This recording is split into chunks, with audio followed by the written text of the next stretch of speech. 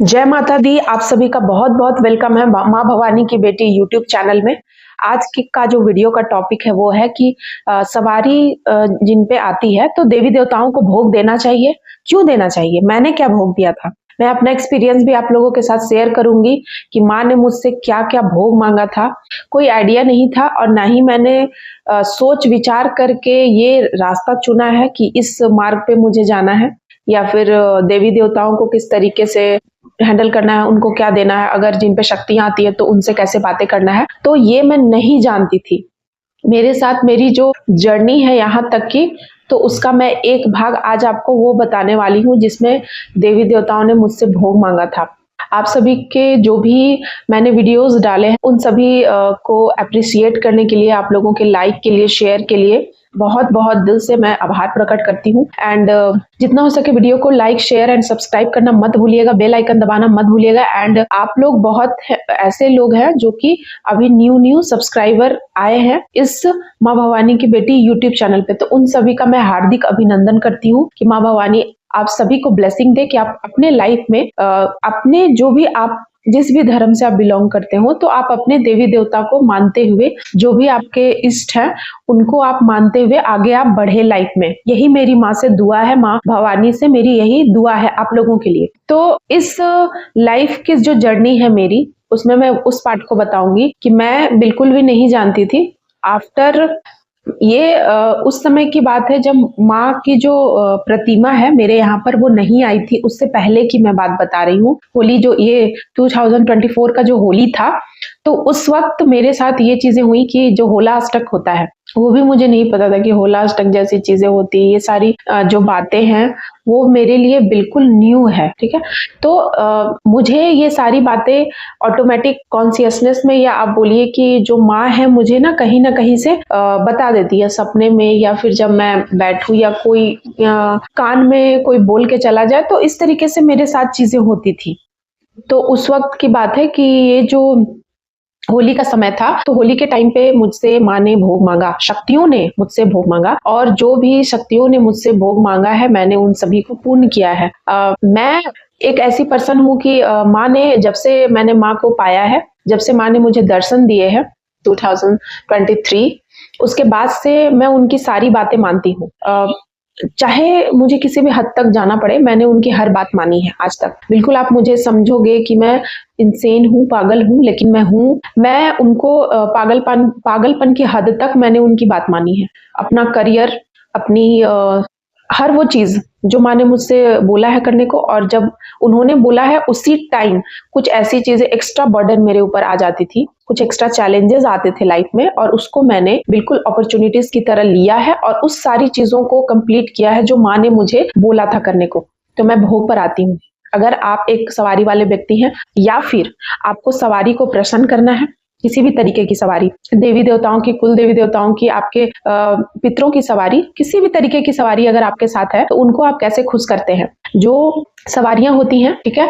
तो वो आपसे भोग लेती हैं क्योंकि वे आपसे कनेक्शन बना रही हैं, ठीक है? आप पे उनका ऐसे आप समझो कि जैसे आप किसी को लव करते हो, ठीक है? कोई भी इंसान जिसे आप पसंद करते हो, जिसे आप चाहते हो, जिसे आप दिल से प्रेम करते हो, तो आप प्रेम के वशीभूत होकर उसे आप कैसे एक्सप्रेस करते हो, ठीक है? आपने दिल में उनको चाहा, लेकिन आप उन्हें कैसे एक्सप्रेस करते हो? बोलकर, उनके सामने कोई गिफ्ट देकर या कुछ अलग तरीके से, कोई भी तरीका हो सकता है जिससे कि आप उन्हें स्पेशल फील कराते हो और उन्हें लगता है कि आप हो उनके लिए कुछ भी कर सकते हो, ठीक है? तो इस तरीके से प्रेम की परीक्षा भी हो जाती है और आपकी आपकी आपका उनके साथ एक बॉन्ड भी मजबूत होता है। सबसे पहली बात कि माँ को गुड़ के बने हुए भोग बहुत ही ज़्यादा पसंद है।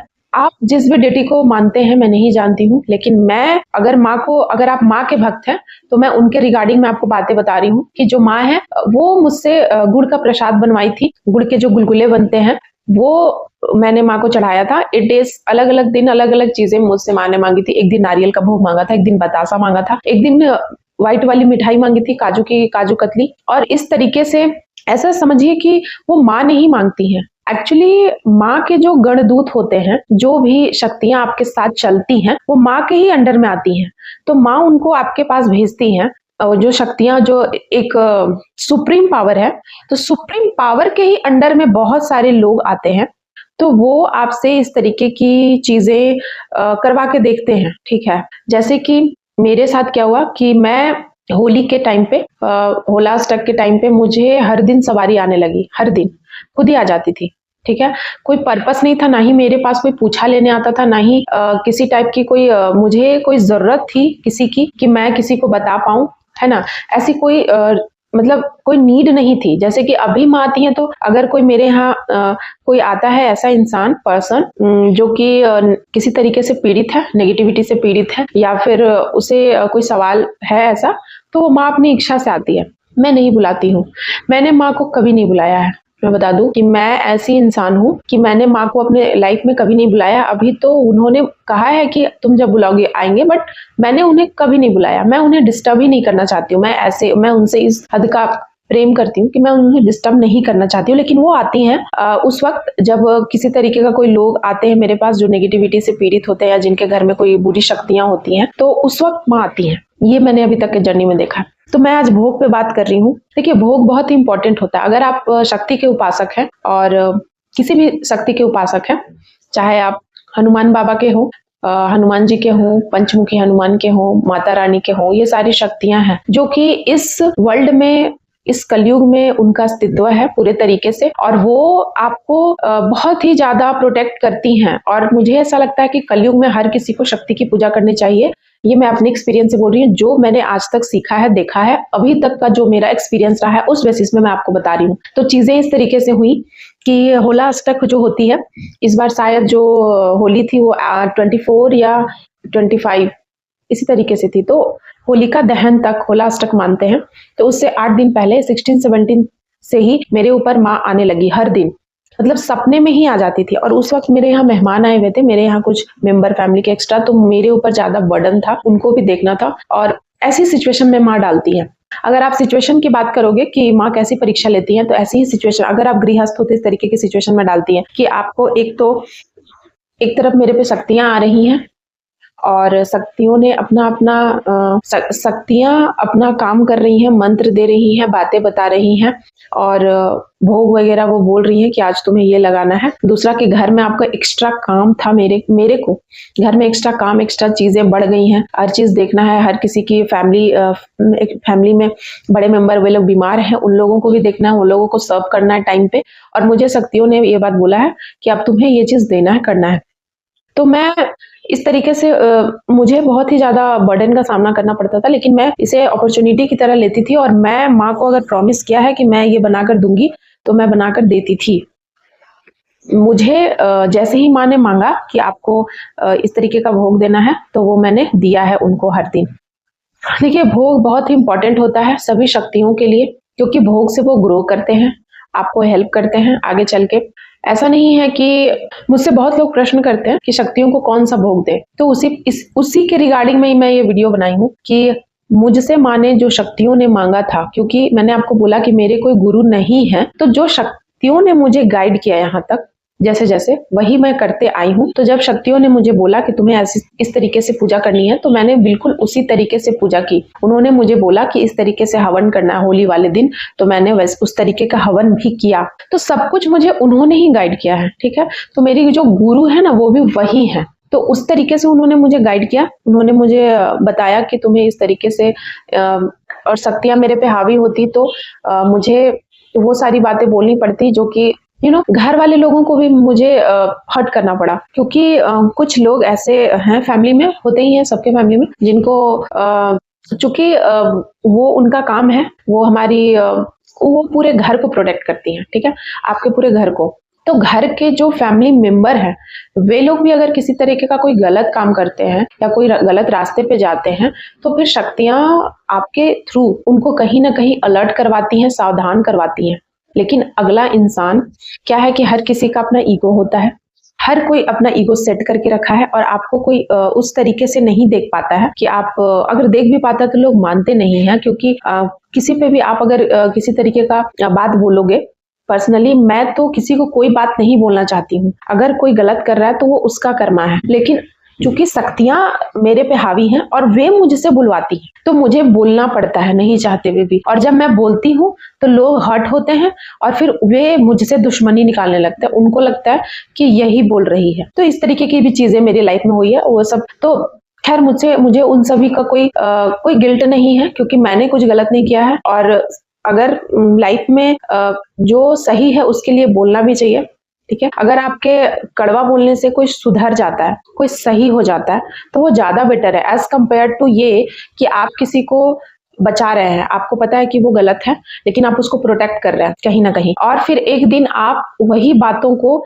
ले करके उस इंसान को मैनिपुलेट करेंगे। तो आप मुझे बताओ कि अगर मैं ऐसी इंसान हूं कि जो मैं आपके गलत होने पे डायरेक्ट बोल रही हूं, मैंने आपकी गलती को छुपाया नहीं, और मैं अपने पास एक हथियार नहीं रख रही हूँ कि आगे चल के तुम्हें इस गलती के लिए मैं तुम्हारा यूज करूंगी, मैं इस तरीके का नहीं कर रही थी। और ये सारी चीजें शक्तियां करा रही थी। सच पूछे तो मेरा बस शरीर है। तो इस तरीके की चीजें उस दौरान मेरे साथ हुई थी। वो भी एक बहुत बड़ी परीक्षा थी। तो परीक्षा के रिगार्डिंग में मुझसे लोग सवाल पूछते हैं कि कैसी परीक्षा होती है, तो उसके लिए मैंने बता दिया। दूसरी की भोजन बहुत जरूरी होता है। हर दिन मैं नहाकर साफ से बनाती थी, क्योंकि मेरे घर में मैं बचपन से खाई नहीं हूँ, तो मैं जो भी मेरा किचन है वो पूरे तरीके से शुद्ध सात्विक है। क्योंकि मैं लहसुन प्याज भी यूज नहीं करती हूँ, तो मेरे लिए काफी आसान था माँ के लिए भोजन बनाना। लेकिन फिर भी मैं उनके लिए एक्स्ट्रा साफ सफाई का ध्यान रखती हूँ, क्योंकि है तो वो मेरे लिए बहुत ज्यादा पूजनीय। और ऐसे भी आप देखो कि जब आपके घर में कोई मेहमान आते हैं तो आप रेगुलर जो खाना खाते हो आप नहीं खिलाते हो, कुछ उनके लिए स्पेशल बनाते हो। तो मेरे लिए भी ये एक बहुत ही ज्यादा अच्छा अनुभव रहा कि मैं कितनी भी टेंशन में रहूं, डिप्रेशन में रहूं, या फिर परेशानी में रहूं, या काम मेरे पास बहुत ज्यादा बर्डन हो काम का, लेकिन फिर भी अगर माँ ने मुझे मांगा है कि तुम्हें ये बनाना है, मेरे लिए भोग देना है, तो मैं देती थी।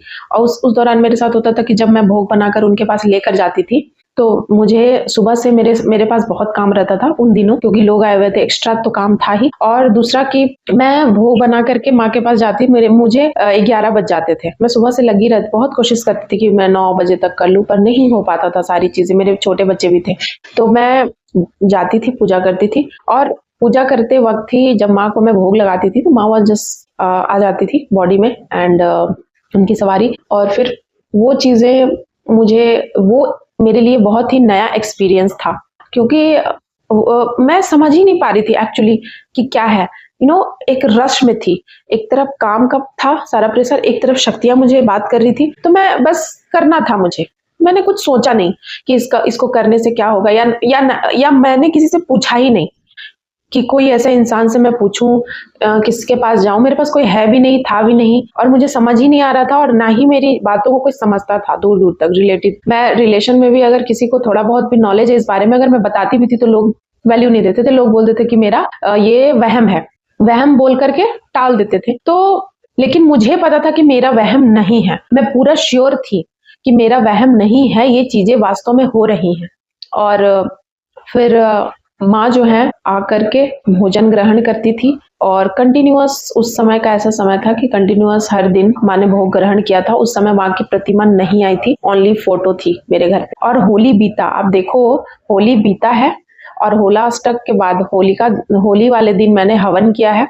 पूर्णिमा होता है ना, पूर्णिमा को उस दिन मैंने हवन किया। माँ ने जैसे बोला था हर दिन भोग दे करके, और जैसे ही मैंने हवन कंप्लीट किया, जस्ट जो मैं हूं ना, मैं हवन कर रही हूँ, हवन कुंड में अग्नि दहक रही है, और मैंने अपने आप को देखा कि मैं एक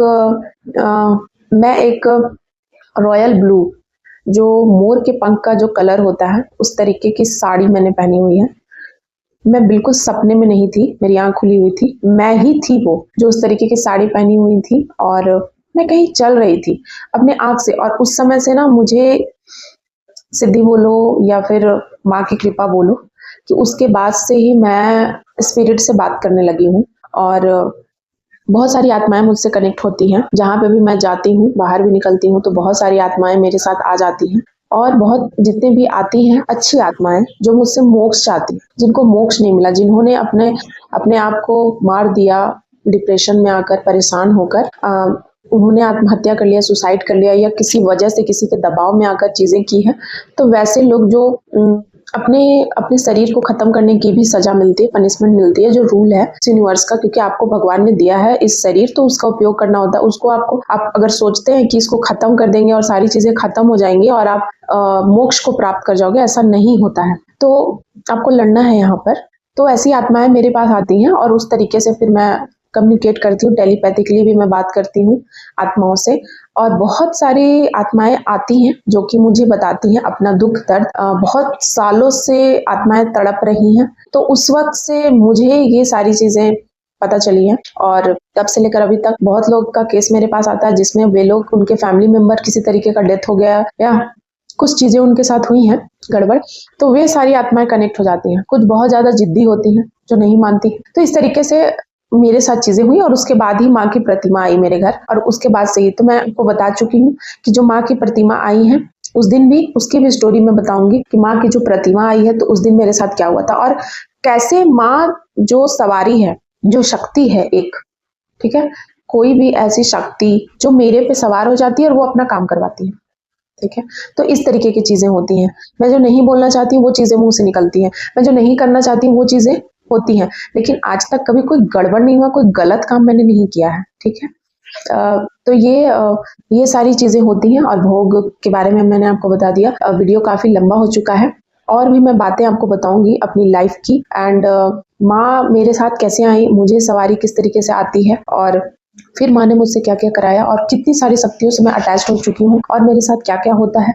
एंड मैं आत्माओं से कैसे बात करती हूँ, आत्माएं मेरे से क्या बात करती हैं। तो ये सारी चीजें मेरे लिए, अब पहले तो मैं जहाँ इतनी ज्यादा इन चीजों से डरती थी और मुझे बिलीव नहीं था, उतना ही आप समझो कि मेरी जिंदगी में ऐसी चीजें हुई हैं, एक ट्रांसफॉर्मेशन इतना बड़ा हुआ है कि अब मैं सब कुछ जानती हूँ। और आप बिलीव नहीं करेंगे, वैसी वैसी चीजें होती हैं इस वर्ल्ड में, वैसी वैसी चीजें हैं। और मैं बहुत सारे अलग अलग दुनिया से मैं इंटरेक्ट करती हूँ, ठीक है, अलग अलग वर्ल्ड से, अलग अलग दुनिया और अलग अलग हर किसी की एक अलग दुनिया है, ठीक है। तो उस दुनिया से मैं कनेक्ट होती हूँ। तो ये सारी चीजें हैं। तो आज के लिए बस इतना ही। आप सभी का बहुत बहुत धन्यवाद है और please like share and subscribe my channel. और एक और चैनल है माँ भुवनेश्वरी डिवाइन टैरो, तो प्लीज विजिट। मैं टैरो कार्ड रीड करती हूँ, मैं हीलर भी हूँ, मोटिवेटर भी हूँ। आपकी लाइफ कोच बन सकती हूँ या किसी तरीके की आपकी प्रॉब्लम है हर तरीके की, तो वो मैं सॉल्व करती हूँ। लेकिन मैं माँ से पहले पूछती हूँ, ठीक है। अगर कोई कॉम्प्लिकेटेड है, कोई कॉम्प्लिकेटेड केस है, तो वो मैं माँ से पूछती हूँ। माँ जब परमिशन देती है तभी मैं करती हूँ। शर्त यह है कि आप मुझसे झूठ कभी मत बोलिएगा। अगर आप मेरे पास आते हैं तो आपको सारी बात सच बोलना है, क्योंकि आप मुझसे झूठ बोलोगे यानी कि आप माँ से झूठ बोलोगे, ठीक है। और माँ तो जानती है, आप मुझसे छुपाओगे, आप मुझसे वो बताओगे जो मुझे जानना चाहिए, लेकिन मैं तो सब जान ही जाती हूँ। लेकिन मैं आपके मुंह से सुनना चाहती हूँ। आप बोलोगे सही सही तो ही मैं आपकी मदद कर पाऊंगी।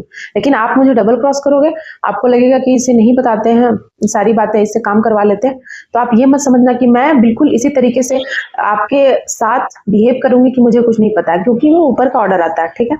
मैं आपको कभी भी कुछ नहीं बोलूंगी, वो आपका कर्मा होता है। और माँ मुझे जानती है, मैं माँ को जानती हूँ। और मुझे ये जो काम है ना, आप अगर सोचोगे कि, जैसे कि एग्जांपल मैं बताती हूँ, मेरे पास किन्हीं पर्सन का कॉल आया, तो उन्होंने मुझसे बोला कि मैं अपने लाइफ में किसी को चाहता हूँ, ठीक है। और तो मैंने कोई है मेरी जिंदगी में, तो मैं उनके साथ रहना चाहता हूँ, लेकिन उनके साथ मुझे मैरिज नहीं करनी है। तो मैंने उनसे पूछा कि आपको मैरिज क्यों नहीं करनी है, आपकी मैरिज हो चुकी है? तो उन्होंने बोला हाँ, मेरी वाइफ छोड़ के मुझे चली गई है, ठीक है।